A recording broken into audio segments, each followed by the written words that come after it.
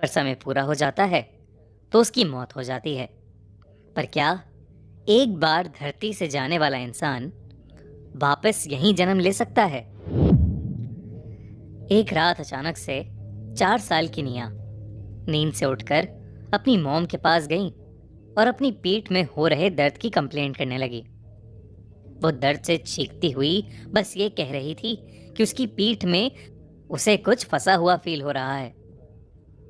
लेकिन उसकी mom Catherine को कुछ समझ नहीं आया। उन्होंने निया की पीठ को अच्छे से चेक किया, पर उन्हें वहां पर कोई घाव नहीं दिखा। निया सिर्फ 4 साल की थी, तो वो ठीक से बोलना भी नहीं जानती थी।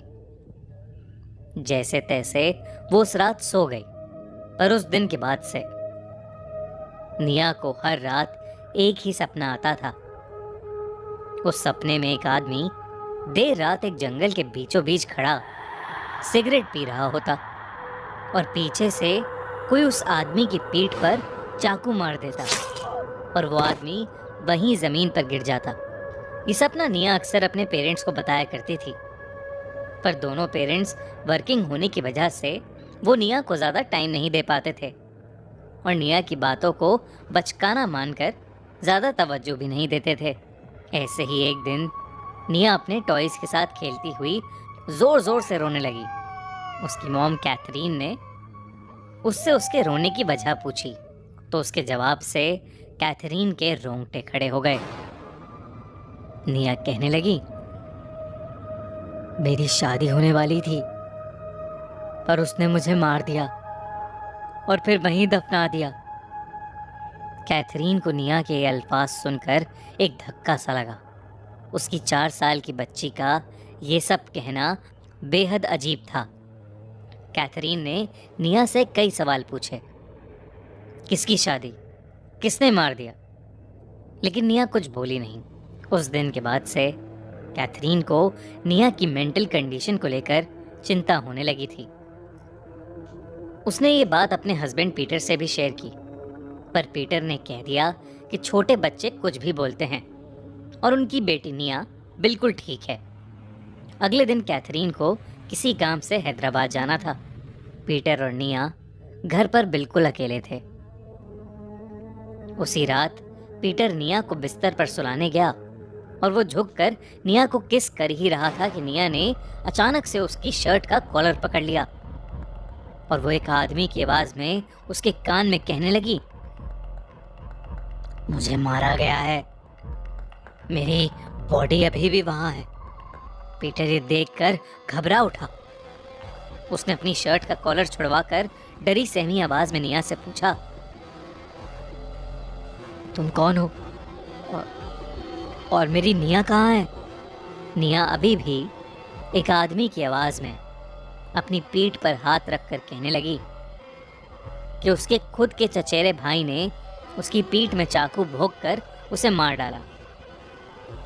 ऐसा बोलने के बाद वो उस जंगल के बारे में बताने लगी जहाँ पर उस आदमी की मौत हुई थी।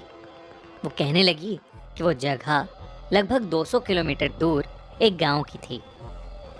वहाँ उसके बहुत बड़े बड़े खेत थे। निया ये सब बताते बताते अचानक बेड से उतरकर पीटर के पैरों में गिर गई और पीटर से उसे वहाँ ले जाने की भीख मांगने लगी। पीटर को अपनी आंखों पर विश्वास नहीं हो रहा था, पर अब उसे भी सच जानने की इच्छा हो गई थी। पीटर मान गया और उसने निया यानी उस आदमी से प्रॉमिस किया कि वो कल सुबह ही उसे वहाँ ले जाएगा। पीटर ने निया को सुला दिया और वो खुद भी निया के बगल में ही लेट गया। लेकिन उस रात कुछ ऐसा हुआ जिसके बारे में पीटर ने सपने में भी नहीं सोचा था। देर रात उसकी आंख खुली तो उसने देखा कि निया बिस्तर पर थी ही नहीं। उसने निया को पुकारा, कई बार आवाज लगाई, लेकिन कोई जवाब नहीं आया। वो पूरे घर में निया को ढूंढने लगा कि तभी उसके घर की डोरबेल बजी। उसने दरवाजा खोला तो निया के हाथों में एक चाकू था और उसके हाथ और कपड़े खून में लथपथ थे।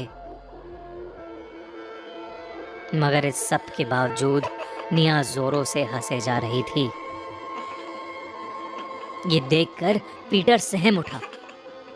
उसकी आंखों में आंसू आ गए और उसने निया को कस के गले लगा लिया। लेकिन पीटर के छूते ही निया का शरीर कपकपाने लगा, मानो उसे दौरे पड़ रहे हों।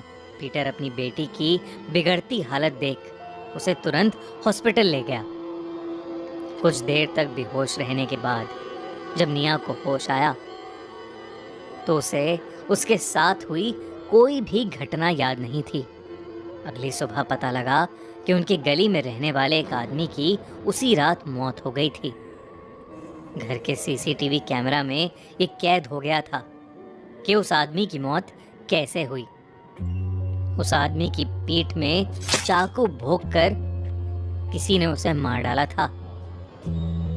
हैरानी वाली बात ये थी कि उसे मारने वाला कोई और नहीं बल्कि पीटर की 4 साल की बेटी निया ही थी। इस सिलसिले के बाद निया को फौरन एक मेंटल हॉस्पिटल में शिफ्ट किया गया, लेकिन उसके बाद उसकी हालत और बिगड़ती चली गई। वो घंटों दीवार को देखती हुई उस पर अपना सर मारती रहती, और तो और वो अपने दांतों से अपने हाथों को काटती रहती। उसे कई डॉक्टर्स को दिखाया गया, लेकिन कोई कुछ कर ही नहीं पा रहा था। आखिरकार उसे चर्च के एक प्रीस्ट को दिखाया गया। प्रीस्ट ने अपनी जांच पड़ताल करने के बाद सबको बताया कि निया पर एक शैतानी आत्मा ने कब्जा कर लिया है। उसी आत्मा ने पीटर को पुनर्जन्म की झूठी कहानी बताई थी और उसी ने पीटर की गली में रहने वाले उस आदमी को मारा था। प्रीस्ट ने बताया कि वो आदमी उस शैतानी आत्मा का कोई पुराना दुश्मन था। इसके बाद 4 साल की छोटी सी निया का एग्जॉर्सिज्म किया गया और उसके बाद उस शैतानी आत्मा ने निया को हमेशा हमेशा के लिए छोड़ दिया।